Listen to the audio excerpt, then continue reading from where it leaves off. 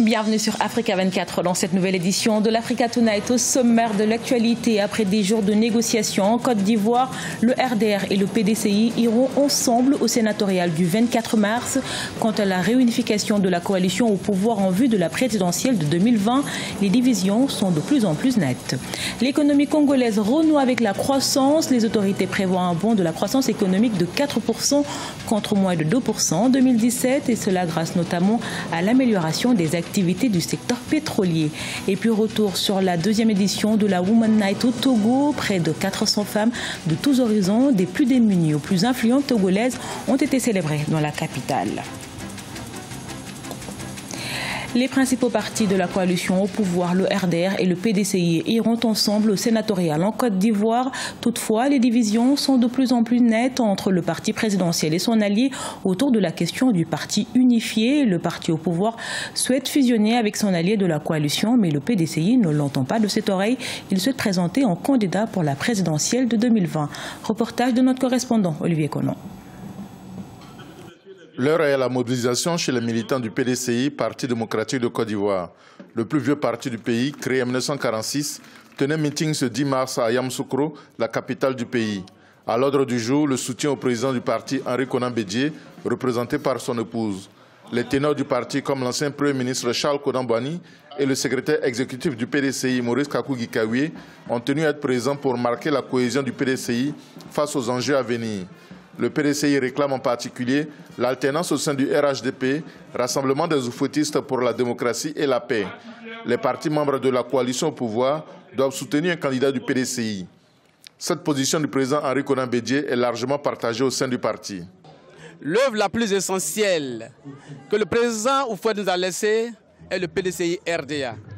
Et nous, nos actions vont dans le sens de la pérennisation de cette œuvre.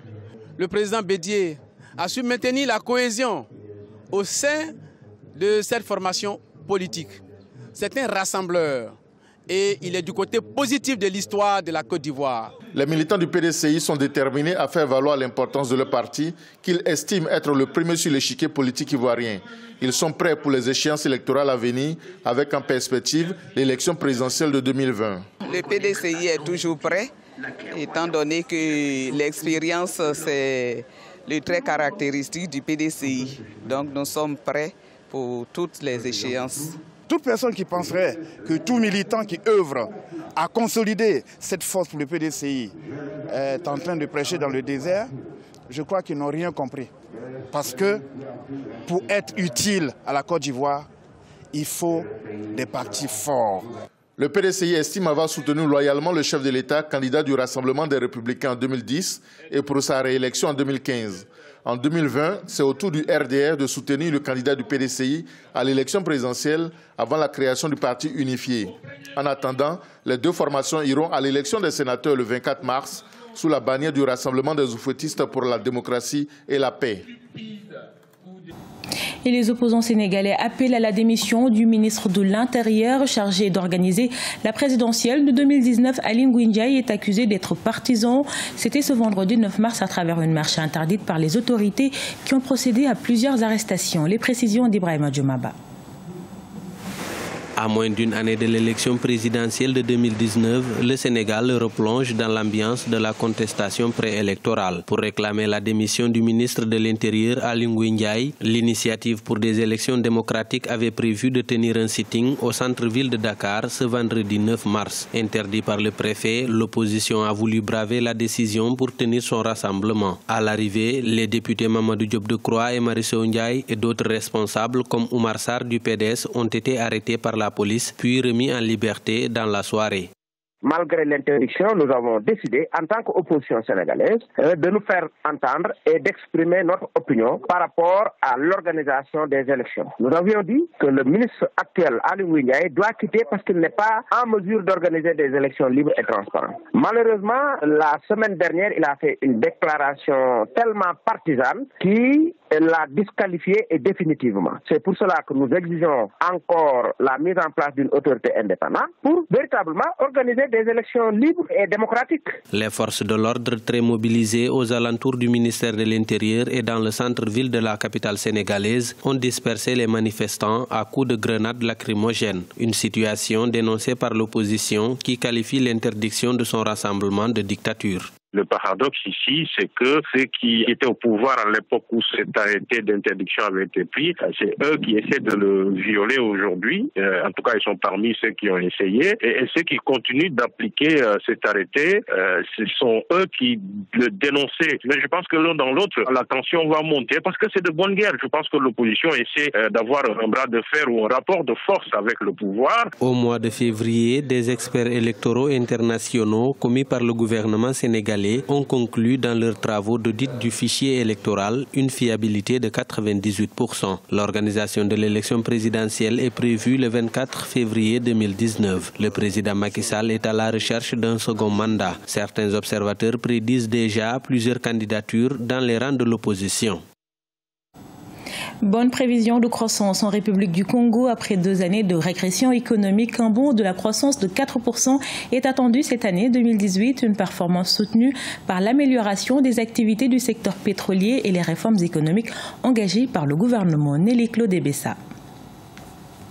Enregistrée à moins 2% en 2017, la croissance économique du Congo pourrait atteindre les 4% cette année. Annoncé par la ministre congolaise du Plan, de la Statistique et de l'Intégration régionale, Ingrid Ebuka Babakas, l'embellie s'explique par les réformes engagées par le gouvernement et l'augmentation de la production pétrolière. Parallèlement, au niveau des comptes extérieurs du pays, on note une amélioration du déficit du compte courant qui a chuté de 66,1% à 5,5% du produit intérieur brut. Des statistiques qui ont conduit le Comité monétaire et financier national à annoncer que le taux d'inflation au Congo pourrait légèrement progresser avec 1,3% de moyenne annuelle, restant néanmoins bien en dessous de la norme de 3% imposée pour les États de la Communauté économique et monétaire de l'Afrique centrale, CEMAC. Les projections de l'ensemble des institutions crédibles, à la fois au niveau international et au niveau régional, sont loin de celles qu'affiche le gouvernement congolais. On est stable sur un retour de la croissance au Congo, mais ces projections sont autour de 2%.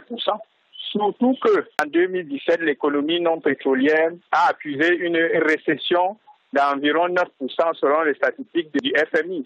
Cette projection n'est pas réaliste. Selon les projections de l'ensemble des institutions financières, à la fois régionales et internationales, c'est que le Congo sortira de la récession en 2018. Pour certains observateurs tels que la Banque africaine de développement, malgré les avancées annoncées, le Congo reste en retard par rapport à d'autres pays africains ayant un niveau de développement similaire. Une situation que l'organisation impute à la forte dépendance vis-à-vis des produits pétroliers. L'institution africaine recommande aux dirigeants des réformes pour améliorer le climat des affaires, actuellement trop coûteux et qui pourrait décourager de potentiels investisseurs.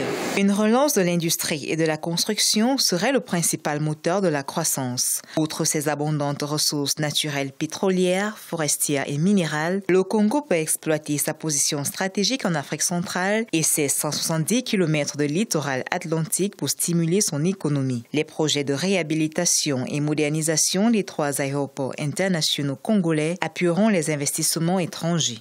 Pour rappel, le Congo a mené en 2016 une large vague de réformes afin de diversifier son économie. Reposant principalement sur l'exploitation des hydrocarbures le long de la côte atlantique, l'économie avait pris un coup dur avec la chute des cours du pétrole à l'international avant de renouer à nouveau avec la croissance. La femme togolaise était à l'honneur lors de la seconde édition de la Women Night à Lomé, organisée par l'agence Éclat d'étoiles. Cet événement récompense les femmes méritantes et ce sont près de 400 femmes de tous les horizons du Togo qui ont été magnifiées dans la capitale. Un reportage de nos envoyés spéciaux Hortense Saga, Sébastien Paula, commenté par Ashley Dubras. Célébrer les femmes, toutes les femmes, des plus démunies aux plus influentes, reconnues pour leur engagement ou activistes, des mères, des épouses, filles et femmes qui au quotidien agissent. Tel était l'objectif de la seconde édition de la Women Night à Lomé au Togo, en ce mois de la femme. Je pense que toutes les femmes veulent se battre, veulent aller travailler. On a honoré les femmes qui font des boulots durs au jour d'aujourd'hui. Donc, chaque fois, ce que nous, Éclat d'Étoile, l'agence Éclat d'Étoile veut faire, c'est de changer chaque année son thème et réaliser, voir ce que les femmes font, voir ce qu'on peut faire de mieux. Pour arriver à cela, le chemin est long. Mais je pense qu'on va avoir l'égalité des deux sexes. Ce sont donc près de 300 femmes de tous horizons et représentant la société togolaise qui ont assisté à la soirée de gala. Au programme, un défilé de mode, des prestations d'artistes et surtout, clou de la soirée, la remise de trophées à 4 femmes qui exercent des métiers dits masculins. Soudeuses, sableuses, carrossières et électriciennes, accueillies par des acclamations. Aujourd'hui, au Togo, nous avons plein de femmes entrepreneurs. Il y avait des métiers qui étaient spécialement dédiés aux hommes. Aujourd'hui, les femmes exercent ces métiers. Beaucoup d'émotions et beaucoup de reconnaissance par rapport à l'organisation qui a pu dénicher ces dames-là qui font des métiers exceptionnels. Et on a trouvé des staffeuses, on a trouvé des électriciennes, des peintres automobiles. C'était quand même un des moments forts et émotionnels de la soirée. On a donc vu des femmes togolaises méritantes, battantes, engagées lorsqu'il s'agit de défendre des causes, des femmes mobilisées contre les violences faites à leur genre, des femmes œuvrant ensemble pour une société égalitaire et plus juste, des mots et des actes que n'aurait sans doute pas renié l'immense artiste togolaise Bella Bello, décédée à l'âge de 28 ans, et à qui était dédiée cette belle soirée. Ce journal a été réalisé par l'ensemble de la rédaction. Merci pour votre fidélité. Dans un instant, une nouvelle édition de l'actualité sur Africa 24.